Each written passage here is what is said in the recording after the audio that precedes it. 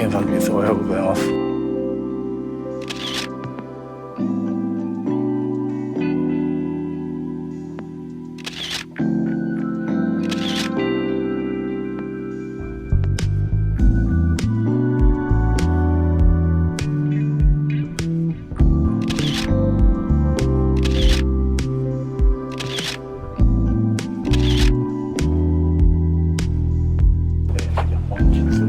木場散歩ということで、ちょっと早めに家を出て